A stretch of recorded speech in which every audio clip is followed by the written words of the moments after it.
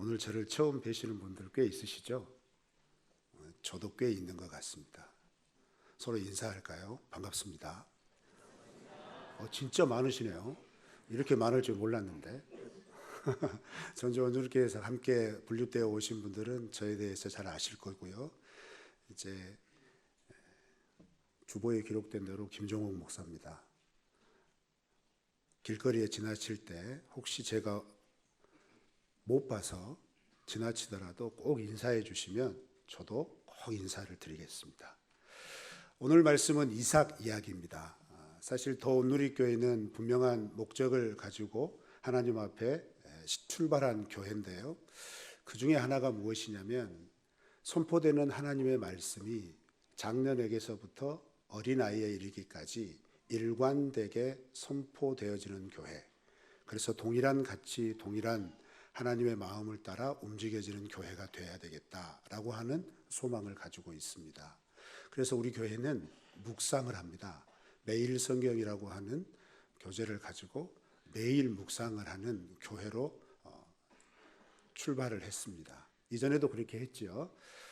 그래서 저는 앞으로 기회가 돼서 계속 주일 낮 예배를 감당을 할 때 이 매일 성경 본문을 가지고 꾸준하게 함께 나누게 될 겁니다. 그리고 더 중요한 것은 이런 매일 성경의 본문은 지금 현재 함께 예배드리는 주일학교에서도 동일한 본문, 동일한 범위에서 동일한 말씀과 가치로 나누어서 우리가 이번 한 주간 하나님께서 하시는 말씀이 무엇인가, 그 하나님께서 원하시는 게 무엇일까, 그래서 우리가 어떻게 순종하며 나가야 될 것인가를 함께 고민하는 어떤 모습들로 나가게 될 겁니다. 그래서 지금 우리가 살펴보고 있는 묵상 본문은 창세기이고 이번 주간 살펴보고 진행되어 온 대부분의 내용은 이삭에 관한 내용입니다. 그런데 이삭에 관한 내용을 창세기에서 살펴보면 족장들의 역사에서 특별히 아브라함, 이삭, 야곱 이 세 명의 족장들 가운데서 가장 적은 분량의 이야기가 기록이 됩니다. 아브라함은 창세기에서 약 15장 정도의 분량을 할당되어져 있고 야곱은 약 12장 정도의 분량이 야곱의 이야기로 채워져 있습니다. 그런데 이삭의 이야기, 순수하게 이삭에 대한 이야기를 꼽으라면 딱 창세기 26장 한 장에 국한되어 있습니다. 물론 25장을 시작하면서 이삭의 족보가 나오죠. 그 이삭의 족보를 따라서 38장까지 이삭이 리브가를 만나 결혼한 이야기, 그 다음에 에서와 야곱을 낳은 이야기, 그리고 야곱이 에서를 속여서 장자권을 획득하고 도망간 이야기, 그리고 라반의 집에 가서 보낸 세월 그 이야기들이 꽉 채워져 있지만 이 38장까지의 내용을 이끌어가는 중요한 인물은 이삭입니다. 그런데 그렇게 중요한 인물치고 분량은 너무 작은 거죠. 또 한편으로 보면 아브라함과 야곱과 비교해서 이삭이 가장 장수합니다. 아브라함은 175세에 죽었죠. 그리고 야곱은 127세에 죽습니다. 그런데 이삭은 180년을 살다 죽습니다. 그리고 또 비교해 보면 아브라함과 야곱과 비교해서 아내가 한 명입니다. 놀랍죠? 놀라운 이야기입니다. 그런데 그런 이삭의 삶이 우리에게 무엇을 이야기할까? 사실 이게 굉장히 중요한 오늘 설교의 주제입니다. 이삭의 이 순전한 이야기를 통해서 하나님께서 우리에게 어떤 말씀을 하실까라는 겁니다. 그 이야기를 통해서 제가 여러분과 나누고자 하는 초점은 세상 속에서 그리스도인은 어떻게 살아야 할까입니다. 예수를 믿는 사람은 세상에서 어떤 자세로 살아가야 할까? 이 질문을 가지고 오늘 말씀을 함께 나누었으면 좋겠습니다. 오늘 본문 말씀 28절, 29절을 새 번역본으로 한번 함께 읽어보도록 하겠습니다. 자막이 나옵니다. 시작.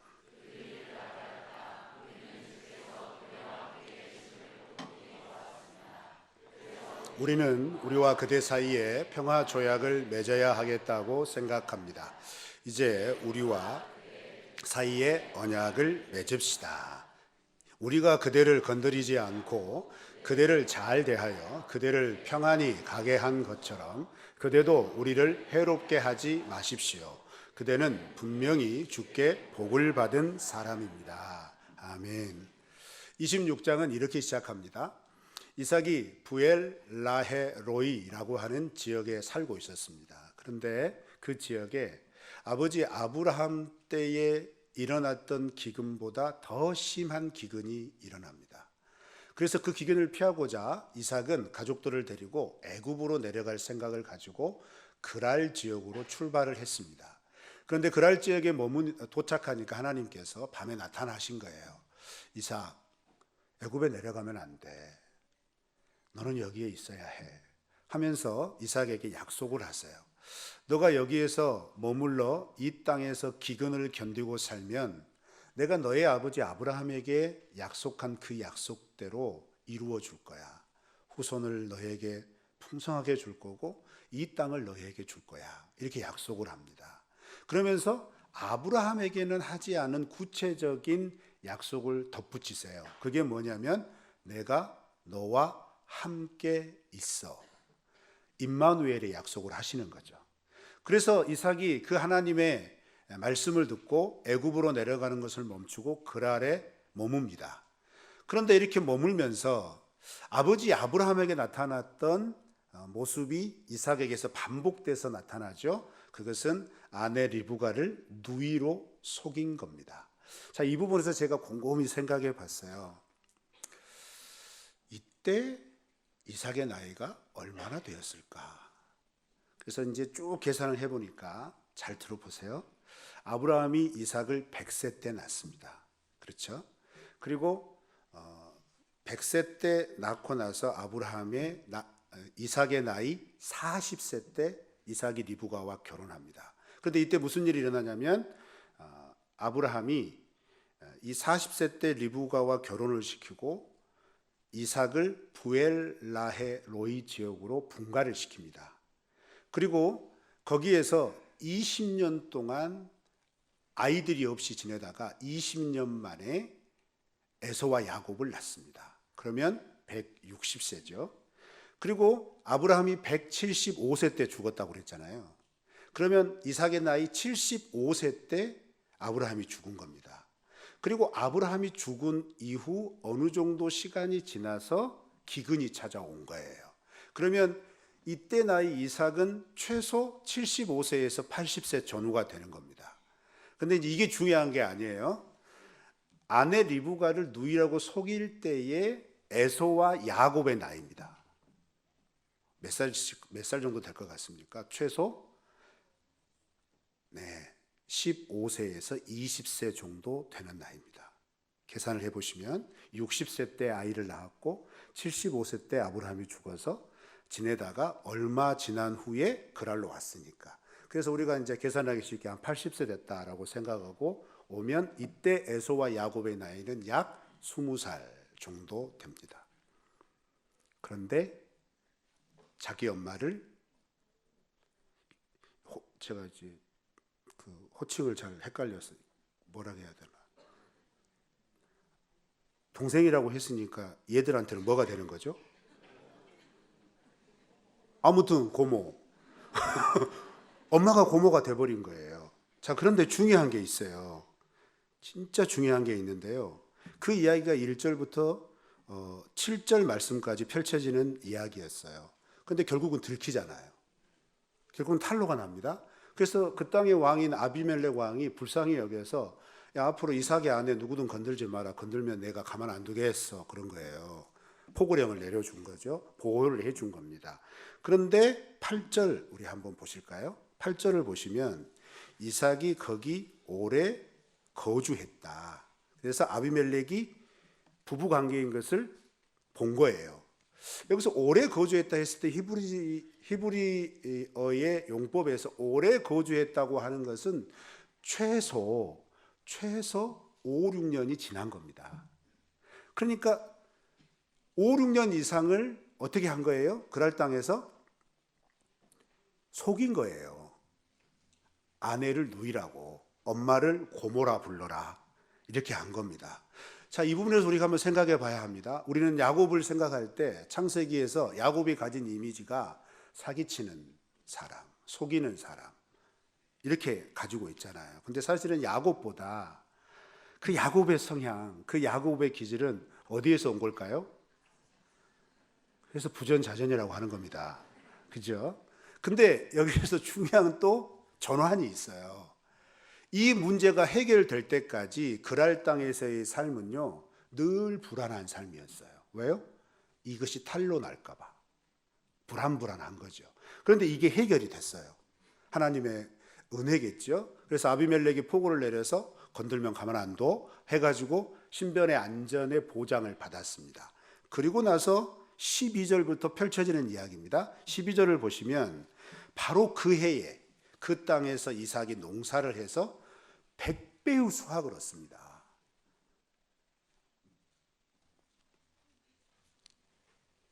이 흐름이 어떤 흐름인지 아시겠어요? 내가 이 땅에 머물면 내가 너에게 복을 줄게. 내가 너에게 큰 복을 베풀어서 번영하게 될 거야. 약속을 하고 나서 그 약속이 무슨 일이 해결이 되니까 이루어진 거예요? 그 일이 해결되니까 이루어진 거예요. 그런데 문제는 뭐냐면 여기에서 해피엔딩으로 이 이야기가 끝나는 게 아니라는 거예요. 이제 하나님의 복이 실현이 되어서 12절 이하 13절, 14절 말씀에 보면 뭐라고 기록을 하냐면 이삭이 거부가 되었답니다. 가축이 때를 이루었고 종들이 많아졌대요. 그러니까 이제 어떤 일이 벌어지냐면 저 사람은 나그네고 저 사람 정말 기근을 피해서 가뭄을 피해서 저기 부엘라헤로이에서 걸어 올라왔는데 우리 그 사람 돌봐줘야 돼 라고 했던 그랄 사람들이 이제 어떻게 하는 거예요? 돌봐줬더니 부자가 된 거죠. 그리고 생존권과 직결된 문제가 침해되기 시작합니다. 그것은 뭐냐면 인구는 제한이 되어 있고 가축은 제한이 되어 있는데 이삭의 가축들은 때를 이루어가고 그러므로 인해서 물의 수요가 많아진 거예요. 그러니까 시기를 하면서 가장 먼저 한 게 뭐냐면 그 전에 그랄 땅에서 아브라함이 파놓았던 우물들을 메워버리는 겁니다. 이 우물 메워도 너희들 어떻게 잘 사나 보자라는 거죠. 그래서 당장에 물이 필요한 이삭이 굉장히 힘들어했겠죠. 그런데 여기에 엎친 데 덮친 격으로 어떤 일이 일어나냐면 보호자를 자처했던 그랄 왕 아비멜렉이 이제는 불러다 놓고 정식으로 얘기합니다. 너가 우리보다 많아졌어. 강해. 우리가 너를 감당할 수 없겠어. 이 땅에서 떠났으면 좋겠다. 이렇게 얘기를 해요. 우리 개역 한글 성경에서는 이렇게 점잖게 표현하지만 히브리어 원문은 쫓아냈다입니다. 추방을 시킨 거죠. 추방을 당해서 이제 이 이삭이 어디로 가냐면 그랄 지역을 떠나 그랄의 골짜기로 들어갑니다. 그 말은 무슨 말이냐면 그랄은 넓다란 평야지대예요.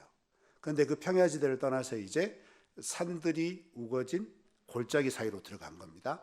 그러나 여기에 들어가서 가장 먼저 한 건 이삭이 우물을 판 거였습니다. 그리고 우리가 오늘 읽었던 본문 말씀의 중요한 내용, 방금 읽었던 28절, 29절의 내용은 이런 모든 과정을 거치고 나서 아비멜렉이 가만히 보니까 이삭은 정말 하나님과 함께 계시는 것 같아. 그렇게 하나님과 함께 계시는 이삭을 우리가 건들면 안 되겠다 하면서 우리와 친하게 지내자 화친 조약을 맺기 위해서 온 겁니다. 그런데 그 화친 조약을 맺기 위한 이유가 뭐냐면 우물을 파는 과정을 통해서 보니까 이삭은 건들면 안 되겠다는 거예요. 그래서 26장의 중요한 이야기의 소재는 뭐냐면 우물 파는 이야기입니다. 그런데 이 우물 파는 이야기를 통하여서 하나님께서 우리에게 말씀하시고자 하는 게 분명히 있는데 그것이 무엇이냐면 이 우물은 고대 근동이나 지금이나 이 지역, 이 팔레스타인 지역에서 굉장히 중요한 가치를 가지는데 그때 당시에는 두 가지의 의미를 가져요. 하나는 생존과 직결된 생존권의 문제입니다. 물을 확보하지 않으면 살아갈 수 없는 지역이라는 거죠. 두 번째는 뭐냐면 이것은 다른 어떤 재산보다도 최고의 가치를 지녀요.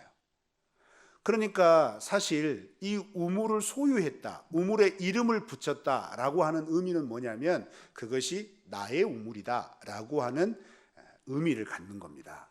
그래서 아브라함이나 이삭이나 우물을 파고 반드시 무엇을 하냐면 이름을 지어요.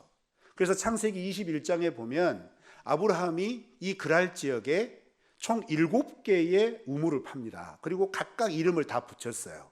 그런데 이 우물들을 창세기 21장에서도 그랄의 백성들이 다 뺏어버립니다.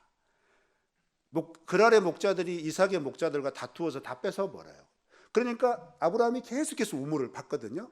그리고 마지막에 브엘세바의 지역에서 우물을 파서 있으니까 그때도 그랄의 왕이었던 아비멜렉이 찾아와서 내가 보니까 당신과 친하게 지내지 않으면 안 되겠다 하면서 언약을 맺었어요.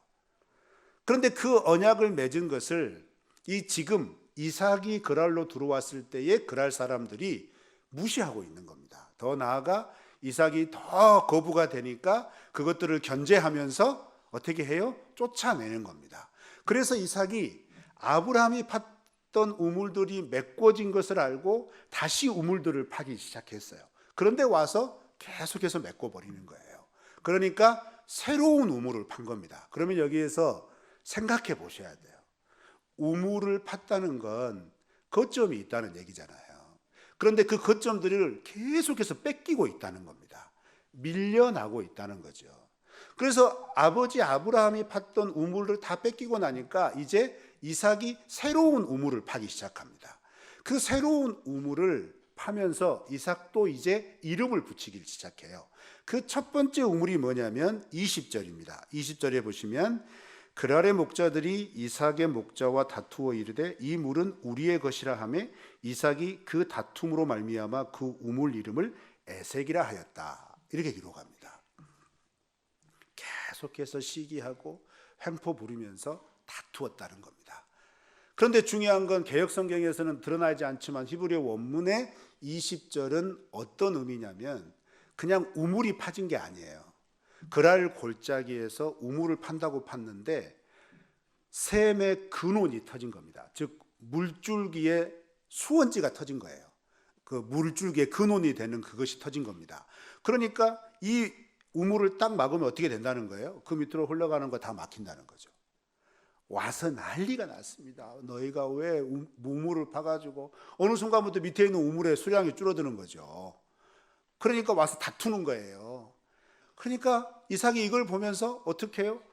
아버지가 팠던 우물들 다 뺏겼잖아요. 그리고 나서 이제 자기가 또 새롭게 팠는데 이것도 와서 다투니까 우리 같으면 사성결단하고 싸웠을 것 같아요. 그런데 이삭이 이것을 포기하고 밀려납니다. 그리고 또 다른 곳에 가가지고 우물을 팝니다. 그런데 그 우물을 파서 또 물이 나왔어요. 그런데 그 우물 이름을 뭐라고 하냐면 이어지는 21절에 신나라고 기록을 합니다. 그런데 이 신나의 이름의 뜻은 뭐냐면요, 다른 이름이 아니에요. 여러 가지 의미가 있지만 대적하다, 그 다음에 결투하다, 비방하다, 적의를 품다, 이런 뜻이거든요. 이게 무슨 말이냐면 또 우물을 파고 물이 나오니까 에색에서는 그저 다투기만 했던 그랄 사람들이 이제는 이삭의 가족들을 어떻게 대하냐면 적으로 대하는 거예요. 그냥 물을 나눠 차지하기 위하여 더 많이 먹이기 위해서 단순한 다툼 소요가 아니라 이제 너와 나는 원수야, 넌 내 적이야, 이렇게 규정을 하고 달려들었다는 겁니다. 그런데 이삭이 여기에서도 또 물러나요. 물러나서 어디에 또 이제 가서 우물을 팠는데 거기에서도 물이 나와요. 그런데 문제는 세 번째 판 우물에서는 이제 물이 나오기 시작하는데 그랄 사람들이 오지 않는 거예요. 더 이상 쫓아오지 않으니까 이제 이삭이 뭐라고 얘기하냐면 이제 더 이상 우리가 그랄 사람들한테 괴롭힘을 당하지 않겠다. 그들과 다투지 않아도 되겠다. 그리고 우리가 비로소 우리의 가축들을 충분히 먹일 수 있는 넓은 땅을 확보했다 해서 넓은 땅이라는 의미를 가진 르호봇이라고 하는 우물 이름을 붙입니다. 지도 한번 보실까요? 이 지도를 보시면서 기억하셔야 될 게 있어요. 부엘라헤로이에서 그랄까지, 그리고 그랄과 부엘세바 사이의 그랄 골짜기, 그 그랄 골짜기 안에 에색과 신나의 우물이 있습니다. 그런데 여기에서는 다투고 대적이 되어서 큰 소요가 일어나죠. 그걸 피해서 어디까지 갑니까? 르호봇까지 갑니다.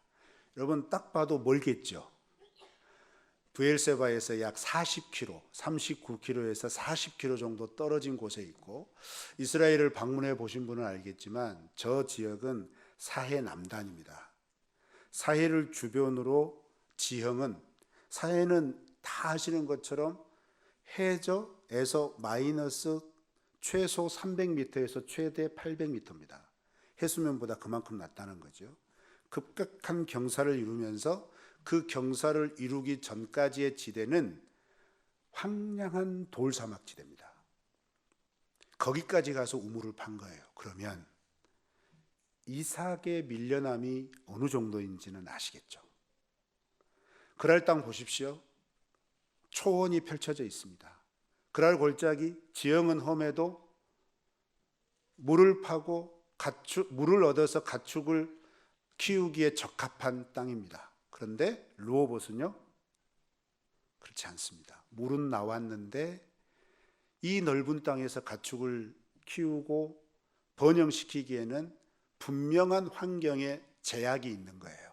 그래서 이 르호봇 우물을 얻고 나서 이제 이삭이 자기의 본거지를 확실히 정하여야 되겠다 해서 어디로 올라가냐면 부엘세바로 다시 올라갑니다. 그리고 그 부엘세바에 올라가서 또 어떻게 하느냐, 아버지 아브라함이 파놨던 우물들은 이미 다 메꿔져 있으니까 다시 우물을 팝니다. 다시 우물을 파고 나서 그 밤에 하나님이 다시 나타났어요. 다시 나타나셔서 내가 너와 함께 할 거다. 내가 아브라함에게 맹세한 것처럼 너에게 이루어 줄 것이다. 이 약속을 다시 해주세요. 그리고 이 하나님과의 만난 그 이튿날 그랄의 왕 아비멜렉이 찾아온 거예요. 그 아비멜렉이 찾아와서 내가 보니 당신은 하나님과 함께 있는 사람이다. 우리와 화친하자. 그러면서 화친을 요청하고 조약을 맺는 장면이 오늘 본문 말씀인 것입니다. 이것이 오늘 우리에게 무엇을 의미할까요? 26장을 이끌어가는 우물이라고 하는 매개체는 이렇게 반복이 되면서 단순히 이삭이 살 곳을 뺏기고 또 다른 곳으로 가고 그곳에 가서 우물을 팠구나. 근데 그것도 뺏겼으니까 또 다른 곳으로 가서 우물을 파서 확보를 했구나. 야, 참 대단하다. 그런데 그것도 뺏기니까 아예 이제는 그랄 사람들이 접근하기 어려운 저 광야까지 들어갔구나. 그런데 거기에서 물이 터졌네. 이야 대단하다. 이렇게만 보시면 안 된다는 겁니다. 왜냐하면 성경에서 어떤 특정한 사건이나 개념이 반복해서 기록이 되잖아요. 그것은 단순히 사실을 설명하기 위한 게 아닙니다. 거기에는 의미가 담겨 있는 거예요. 그럼 어떤 의미가 담겨 있느냐? 이와 관련해서 에레미야 2장 13절 말씀에 이런 말씀이 있습니다. 범죄한 이스라엘 남유다 백성에게 에레미야를 부르시면서 하나님께서 에레미야에게 하시는 말씀이죠. 내 백성이 두 가지 악을 행하였나니 곧 그들이 생수의 근원이 되는 나를 버린 것과 스스로 웅덩이를 판 것인데 그것은 그 물을 가두지 못할 터진 웅덩이들이니라 는 말씀입니다. 그럴 사람들은 자기의 생존권이 우물에 있다고 여겨서 할 수만 있으면 빼앗은 거예요. 그렇죠? 근데 이삭은 당연히 이 땅을 살아가면서 이 지역에 살아가면서 우물이 생명입니다. 우물이 생존권입니다. 그런데 그것보다 더 중요한 가치, 생존은 하나님께 있는 것이다. 이것을 확실하게 믿은 겁니다. 어떻게 믿을 수 있었을까요? 자기는 이미 경험을 했잖아요. 어디에서요? 모리아산에서요. 자기 재물 될 뻔했잖아요. 그렇죠. 거기에서 살아났잖아요. 생명은 하나님께 있다는 것, 그리고 그 하나님이 자기 아버지 아브라함에게 약속한 것을 보세요. 지금 두 번에 걸쳐서, 이 그랄 땅에서만 두 번에 걸쳐서 나타나셔서, 이삭 잘 들어, 아브라함에게 맹세한 거 내가 너에게 지킬 거야. 아브라함에게 약속한 거 내가 너에게 이루어 줄 거야. 이 말씀을 반복해서 하시는 거예요. 반복해서 하시는 이 말씀을 듣고 이삭은, 그래, 지금 이 땅에서, 이 세상에서 살아가려면 물이 필요하지. 그 물을 확보하는 우물 중요해. 그걸 고수하고 방어하고 차지하는 것, 그거 굉장히 중요하다는 거 안다는 거죠. 그런데 이것 때문에 지금 이삭은 그랄 사람들의 무수한 도전을 받고 있는 거예요. 그러면 우리 같으면 어떻게 하겠어요? 저 같으면요, 아시죠? 저 같으면 그래, 이렇게 할 거예요. 근데 이삭 어때요? 이것 때문에 다투는구나. 이게 뭐라고 에색 하면서 물러갑니다. 다툼이란 뜻입니다. 그런데 우물을 파가지고 또 물을 얻으니까 이제 좀 됐나 싶은데 또 와서 이제는 사생결단하고 이제 아는 사람도 아니라는 거예요. 안면이 있는 것도 아니라는 거예요. 너와 나는 적이다 이거죠. 그러면서 사생결단해서 덤벼듭니다. 그러니까 이게 뭐라고 하면서 물러납니다. 그러면 여러분, 이게 무서워서 물러난 걸까요? 절대 아닙니다. 무서워서 물러난 게 아닙니다. 두려워서 물러난 게 아닙니다. 왜요? 이삭이 그랄에서 쫓겨날 때 아비멜렉이 뭐라고 그랬습니까? 너는 우리보다 강해졌다. 너는 우리보다 부하다. 그러니 우리에게서 떠나라. 이렇게 얘기했잖아요. 충분히 힘이 있다는 거예요. 충분히 힘이 있는데도 그것을 어떻게 해요? 싸움으로 대면하지 않고 주고 떠납니다. 사랑하는 성도 여러분, 이것이 도대체 무슨 의미일까요? 이삭은 안 겁니다. 생명의 근원, 생수의 근원은 우물에 있지 않다는 거예요. 하나님에게 있는 줄로 믿습니다. 하나님이 우리의 생명의 근원 되십니다. 이와 관련해서 예수님께서도 이런 말씀하셨죠. 사마리아의 수가성 여인에게 하신 말씀이에요. 예수께서 대답하여 이르시되 이 물을 마시는 자마다 다시 목마르려니와 내가 주는 물을 마시는 자는 영원히 목마르지 아니하리니 내가 주는 물은 그 속에서 영생하도록 솟아나는 샘물이 되리라. 그리스도인은 세상에서 어떻게 살아야 할까요? 세상의 가치와 똑같이 충돌해야 할까요? 더구나 26장의 상황은 너무 잘된 상황에서 벌어진 일이에요. 하나님의 축복을 받아가지고 번성한 겁니다. 물질도 부해졌고 가축들도 때를 이룰 정도로 많아졌습니다. 부리는 종들도 무리를 이루게 되었어요. 잘 나간 겁니다. 그런데 그렇게 잘 나가는 게 시기와 횡포의 원인이 됩니다. 더 나아가 싸움으로 번집니다. 더 나아가 대적의 관계까지 떨어집니다. 그러면 그럴 사람들은 그렇게 변해가며 자기의 생존권을 더 차지하기 위하여 이삭에게 이렇게 덤벼들었는데 이삭은 어떻게 하죠? 그렇게 덤벼드는 사람을 향하여서, 그들을 향하여서 똑같이 덤벼든 게 아니라 그들에게 넘겨주고 물러납니다. 밀려나고 밀려나고 또 밀려납니다. 마태복음 5장 5절에서는 예수님께서 이렇게 말씀하셨습니다. 다 같이 읽으실까요?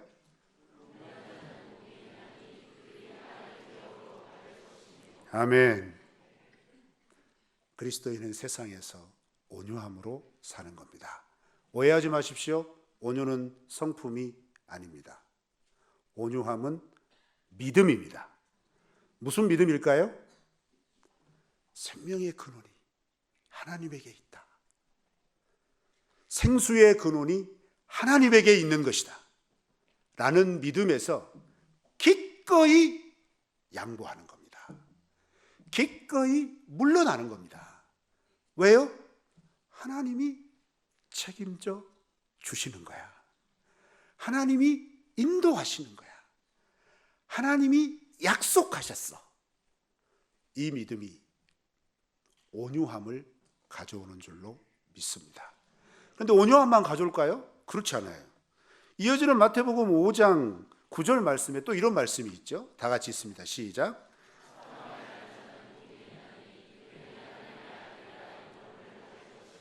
아멘. 이 말씀에 구약의 예가 어디에 있죠? 오늘 본문 말씀입니다. 아비멜렉이 이삭을 향하여 뭐라고 말합니까? 당신은 하나님과 함께 있다. 당신과 하나님이 함께 있는 걸 내가 본다. 이렇게 말씀하지 않습니까? 그런데 그렇게 되기까지 이삭의 모습에는 무엇이 있었나요? 단순히 온유함만 있었나요? 아닙니다. 화평입니다. 평안입니다. 그래서 예수님께서 또 이렇게 말씀하셨어요. 요한복음 16장 33절 말씀에 십자가를 지시기 직전에 제자들에게 이렇게 당부하시죠. 내가 이 세상에 평안을 주러 왔다. 평안을 너희에게 주노니 담대해라. 그러면서 뭐라고 말씀하시냐면 세상에서는 너희가 환난을 당하나 담대하라. 내가 세상을 이겼노라. 하나님을 하나님으로 믿는 사람의 실제는 어디에 있을까요? 그것은 우리의 삶 가운데 이렇게 하나님이 근원 되시며 나를 이끄신다는 믿음 때문에, 그 믿음으로 인하여서 내가 내 삶 가운데 원인을 알 수 없는 시기와 횡포를 당하여도, 내가 내 삶 가운데 세상으로부터 수많은 싸움질을 도발당하여도, 내가 이 세상에서 무시를 당하는 것 같고 내가 이 세상에서 핍박을 당하는 것 같아도 그 자리에서 나의 혈기와 나의 욕심과 나의 인간적인 욕심, 능력을 가지고 대적하는 것이 아니라, 그래? 하나님이 나와 함께 계셔 라고 하는 믿음의 자신감을 가지고 기꺼이 그들 앞에서 물러날 때 그 사람에게 브엘세바, 이 모든 것을 역전하여서 하나님 되시는 이름이 그런 나의 삶의 모습을 통하여 증거되게 하는 은혜를, 그 역사를 누리게 하여 주실 줄 믿습니다. 26장의 이야기는 이 이야기입니다. 사랑하는 성도 여러분, 우리는 이 세상을 살아가면서 원인을 알 수 없는 고통을 당할 때가 있을 겁니다. 억울하게 빼앗길 때도 있을 겁니다. 잃어버릴 수도 있습니다. 혹시 지금 그런 때를 지나고 계십니까? 잃어버린 것에 집착하지 마시고 채우시고 공급하시는 근원 되시는 하나님을 바라보시기를 축원합니다. 그 하나님이 채워주실 줄로 믿습니다. 채워주시는 것에서 멈추십니까? 아닙니다. 결국은 아브라함을 부르시면서 약속하신 말씀, 내가 너의 민족을 통하여 모든 민족이 복을 얻게 할 거야. 이삭을 통해 역사하시는 하나님을 보게 함으로 그 아래 사람들이 하나님의 존재를 알게 되고, 그 하나님의 존재를 알게 됨으로써 그들 가운데 미쳐지는 놀라운 영적인 영향력, 이미 창세기에서부터 이루어지고 있었던 것입니다. 그 하나님의 말씀의 은혜와 능력이 우리에게도 임하시기를 축원합니다. 예배당에서 귀로만 듣는 말씀이 아니라 우리의 삶의 실제적인 현장에서 하나님의 말씀의 확고한 믿음 때문에 잃어버리고 억울한 일을 당해도, 우겨쌈을 당하여 핍박을 당하여도 그것에 핏대 세우지 않고 대적하지 않으며 오히려 하나님이 나와 함께 하시고 하나님이 나의 이 모든 억울함을 아시며 결국은 나를 해결하여 주실 것이다 라고 하는 확고함으로 그 자리에서 밀려나도 기꺼이 밀려나서 결국은 하나님의 이름이 영광스럽게 드러나는 그 은혜가 그리스도인들에게 약속된 은혜인 줄로 믿습니다. 우리 이번 한 주간 그 하나님께 시선을 고정하고 그 근원 되시는 하나님을 더욱 신뢰하며 알 수 없는 고통 가운데서 그 고통에 초점을 맞추는 것이 아니라 이끄시는 하나님, 보호하시는 하나님, 결국은 하나님의 영광의 이름을 드러내시는 그 놀라운 하나님을 신뢰하며 오늘도 주님과 그리고 이번 한 주도 주님과 성실하게 동행하시는 삶이 되시기를 주의 이름으로 축원합니다.